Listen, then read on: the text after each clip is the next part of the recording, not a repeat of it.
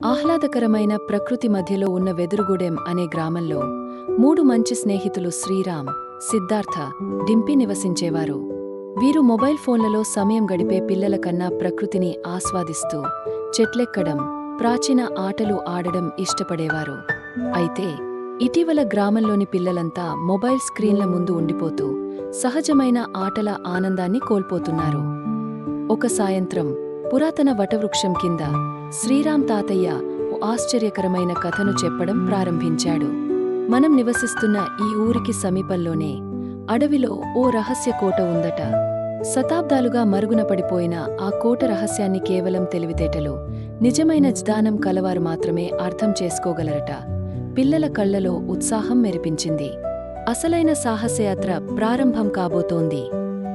రెండవ రోజు ఉదయం చిన్న మ్యాప్, కొవ్వొత్తితో ముగ్గురు స్నేహితులు అడవిలోకి బయలుదేరారు.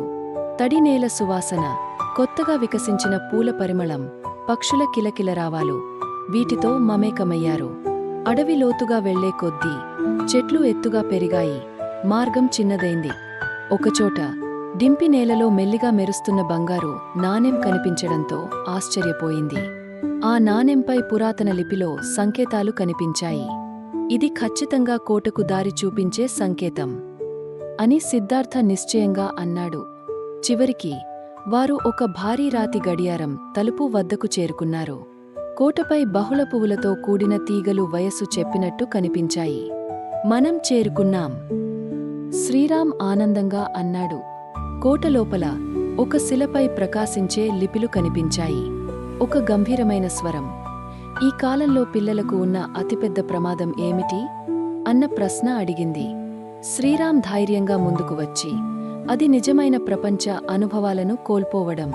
పిల్లలు ప్రకృతిని మరిచిపోతున్నారు, ఆటలను మరిచిపోతున్నారు, మొబైల్ స్క్రీన్ల ముందు బందీ అవుతున్నారు అని చెప్పాడు. ఆ కోట సీక్రెట్ ఛాంబర్ తెరుచుకుని నిజమైన సంపద బయటపడింది. అదే పిల్లలు ప్రకృతిని ఆస్వాదిస్తూ ఆటలలో మునిగి నవ్వుతూ ఉన్న చిత్రాలు.